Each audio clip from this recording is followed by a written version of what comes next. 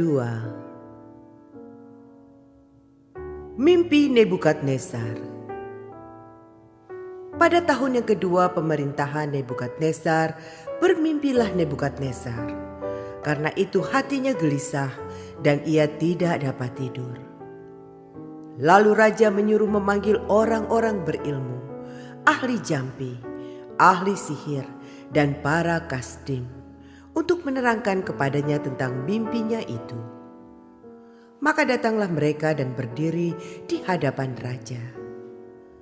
Kata raja kepada mereka, "Aku bermimpi dan hatiku gelisah karena ingin mengetahui mimpi itu."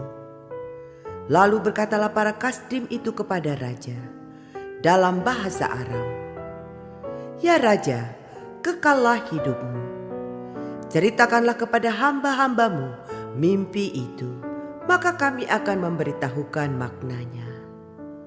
Tetapi raja menjawab para kasdim itu, "Aku telah mengambil keputusan, yakni jika kamu tidak memberitahukan kepadaku mimpi itu dengan maknanya, maka kamu akan dipenggal-penggal dan rumah-rumahmu akan dirobohkan menjadi timbunan puing. Tetapi jika kamu dapat memberitahukan mimpi itu dengan maknanya, maka kamu akan menerima hadiah, pemberian-pemberian dan kehormatan yang besar daripadaku. Oleh sebab itu beritahukanlah kepadaku mimpi itu dengan maknanya." Mereka menjawab pula, "Silakan tuanku raja menceritakan mimpi itu kepada hamba-hambanya ini, maka kami akan memberitahukan maknanya." Jawab raja, "Aku tahu benar-benar bahwa kamu mencoba mengulur-ulur waktu, karena kamu melihat bahwa aku telah mengambil keputusan, yakni jika kamu tidak dapat memberitahukan kepadaku mimpi itu, maka kamu akan kena hukuman yang sama. Dan aku tahu bahwa kamu telah bermufakat untuk mengatakan kepadaku hal-hal yang bohong dan busuk sampai keadaan berubah. Oleh sebab itu ceritakanlah kepadaku mimpi itu, supaya aku tahu bahwa kamu dapat memberitahukan maknanya juga kepadaku." Para kasdim itu menjawab raja, "Tidak ada seorang pun di muka bumi yang dapat memberitahukan apa yang diminta tuanku raja.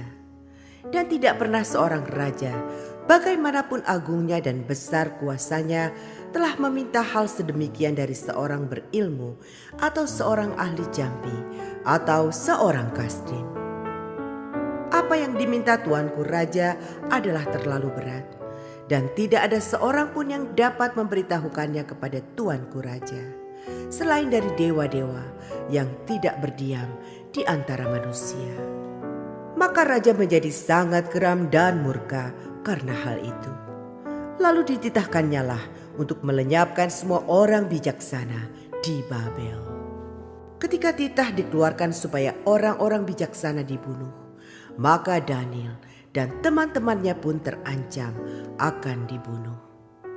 Lalu berkatalah Daniel dengan cerdik dan bijaksana kepada Ariok, pemimpin pengawal raja yang telah pergi untuk membunuh orang-orang bijaksana di Babel itu. Katanya kepada Ariok, pembesar raja itu, "Mengapa titah yang begitu keras ini dikeluarkan oleh raja?" Lalu Ariok memberitahukan hal itu kepada Daniel. Maka Daniel menghadap raja dan meminta kepadanya supaya ia diberi waktu untuk memberitahukan makna itu kepada raja. Kemudian pulanglah Daniel dan memberitahukan hal itu kepada Hananya, Misael, dan Asaria, teman-temannya, dengan maksud supaya mereka memohon kasih sayang kepada Allah semesta langit mengenai rahasia itu, supaya Daniel dan teman-temannya jangan dilenyapkan bersama-sama orang-orang bijaksana yang lain di Babel. Maka rahasia itu disingkapkan kepada Daniel dalam suatu penglihatan malam. Lalu Daniel memuji Allah semesta langit. Berkatalah Daniel, "Terpujilah nama Allah dari selama-lamanya sampai selama-lamanya. sebab daripada Dialah hikmat dan kekuatan. Dia mengubah saat dan waktu. Dia memecat raja dan mengangkat raja. Dia memberi hikmat kepada orang bijaksana dan pengetahuan kepada orang yang berpengertian. Dialah yang menyingkapkan hal-hal yang tidak terduga dan yang tersembunyi. Dia tahu apa yang ada di dalam gelap, dan terang ada padanya. Ya, Allah nenek moyangku, kupuji dan kumuliakan Engkau, sebab Engkau mengaruniakan kepadaku hikmat dan kekuatan, dan telah memberitahukan kepadaku sekarang apa yang kami mohon kepadamu. Engkau telah memberitahukan kepada kami hal yang dipersoalkan raja. Sebab itu pergilah Daniel kepada Ariok yang telah ditugaskan raja untuk melenyapkan orang-orang bijaksana di Babel. Maka pergilah ia serta berkata kepadanya demikian. Orang-orang bijaksana di Babel itu jangan kau lenyapkan. Bawalah aku menghadap raja, maka aku akan memberitahukan kepada raja makna itu. Ariok segera membawa Daniel menghadap raja serta berkata kepada raja demikian. Aku telah mendapat seorang dari antara orang-orang buangan dari Yehuda yang dapat memberitahukan makna itu kepada raja. Bertanyalah raja kepada Daniel yang namanya Beltsazar. Sanggupkah engkau memberitahukan kepadaku mimpi yang telah kulihat itu dengan maknanya juga? Daniel menjawab, katanya kepada raja, rahasia yang ditanyakan tuanku raja tidaklah dapat diberitahukan kepada raja oleh orang bijaksana, ahli jampi, orang berilmu, atau ahli nujum. Tetapi di sorga ada Allah yang menyingkapkan rahasia-rahasia. Ia telah memberitahukan kepada tuanku Raja Nebukadnezar apa yang akan terjadi pada hari-hari yang akan datang. Mimpi dan penglihatan-penglihatan yang tuanku lihat di tempat tidur ialah ini. Sedang tuanku ada di tempat tidur, ya tuanku Raja, timbul pada tuanku pikiran-pikiran tentang apa yang akan terjadi di kemudian hari. Dan dia yang menyingkapkan rahasia-rahasia telah memberitahukan kepada tuanku apa yang akan terjadi. Adapun aku, kepadaku telah disingkapkan rahasia itu, bukan karena hikmat yang mungkin ada padaku, melebihi hikmat semua orang yang hidup, tetapi supaya maknanya diberitahukan kepada tuanku raja, dan supaya tuanku mengenal pikiran-pikiran tuanku. Ya raja, tuanku melihat suatu penglihatan, yakni sebuah patung yang amat besar. Patung ini tinggi, berkilau-kilauan luar biasa, tegak di hadapan tuanku, dan tampak mendahsyatkan. Adapun patung itu, kepalanya dari emas tua, dada dan lengannya dari perak, perut dan pinggangnya dari tembaga, sedang pahanya dari besi, dengan kakinya sebagian dari besi, dan sebagian lagi dari tanah liat. Sementara tuanku melihatnya, terungkit lepas sebuah batu tanpa perbuatan tangan manusia, lalu menimpa patung itu, tepat pada kakinya yang dari besi dan tanah liat itu, sehingga remuk. Maka dengan sekaligus diremukannya lah juga besi, tanah liat, tembaga, perak dan emas itu. Dan semuanya menjadi seperti sekam di tempat pengirikan pada musim panas. Lalu angin menghembuskannya sehingga tidak ada bekas-bekasnya yang ditemukan. Tetapi batu yang menimpa patung itu menjadi gunung besar yang memenuhi seluruh bumi. Itulah mimpi tuanku, dan sekarang maknanya akan kami katakan kepada tuanku raja.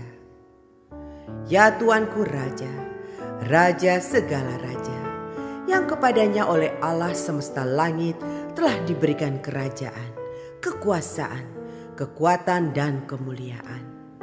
Dan yang ke dalam tangannya telah diserahkannya anak-anak manusia, dimanapun mereka berada, binatang-binatang di padang dan burung-burung di udara, dan yang dibuatnya menjadi kuasa atas semuanya itu. Tuankulah kepala yang dari emas itu. Tetapi sesudah Tuanku akan muncul suatu kerajaan lain yang kurang besar dari kerajaan Tuanku. Kemudian suatu kerajaan lagi, yakni yang ketiga dari tembaga, yang akan berkuasa atas seluruh bumi. Sesudah itu akan ada suatu kerajaan yang keempat, yang keras seperti besi, tepat seperti besi yang meremukan dan menghancurkan segala sesuatu. Dan seperti besi yang menghancur luluhkan, maka kerajaan ini akan meremukan dan menghancur luluhkan semuanya. Dan seperti Tuanku lihat kaki dan jari-jarinya sebagian dari tanah liat tukang periuk dan sebagian lagi dari besi. Itu berarti bahwa kerajaan itu terbagi. Memang kerajaan itu juga keras seperti besi, sesuai dengan yang Tuanku lihat besi itu bercampur dengan tanah liat. Tetapi sebagaimana jari-jari kaki itu sebagian dari besi dan sebagian lagi dari tanah liat, demikianlah kerajaan itu akan menjadi keras sebagian dan rapuh sebagian. Seperti Tuanku lihat besi bercampur dengan tanah liat, itu berarti mereka akan bercampur oleh perkawinan, tetapi tidak akan merupakan satu kesatuan. Seperti besi tidak dapat bercampur dengan tanah liat.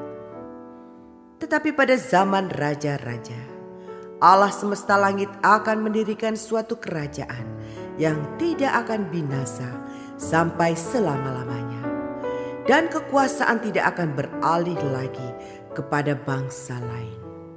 Kerajaan itu akan meremukan segala kerajaan dan menghabisinya. Tetapi kerajaan itu sendiri akan tetap untuk selama-lamanya. Tepat seperti yang Tuanku lihat, bahwa tanpa perbuatan tangan manusia, sebuah batu terjungkit lepas dari gunung dan meremukan besi, tembaga, tanah liat, perak dan emas itu. Allah yang maha besar telah memberitahukan kepada Tuanku Raja apa yang akan terjadi di kemudian hari. Mimpi itu adalah benar dan maknanya dapat dipercayai. Lalu sujudlah Raja Nebukadnezar serta menyembah Daniel. Juga dititahkannya mempersembahkan korban dan bau-bauan kepadanya. Berkatalah Raja kepada Daniel, "Sesungguhnya lah Allahmu itu Allah yang mengatasi segala Allah dan yang berkuasa atas segala raja dan yang menyingkapkan rahasia-rahasia, sebab Engkau telah dapat menyingkapkan rahasia itu." Lalu Raja memuliakan Daniel. Dianugerahinyalah dengan banyak pemberian yang besar, dan dibuatnya dia menjadi penguasa atas seluruh wilayah Babel dan menjadi kepala semua orang bijaksana di Babel.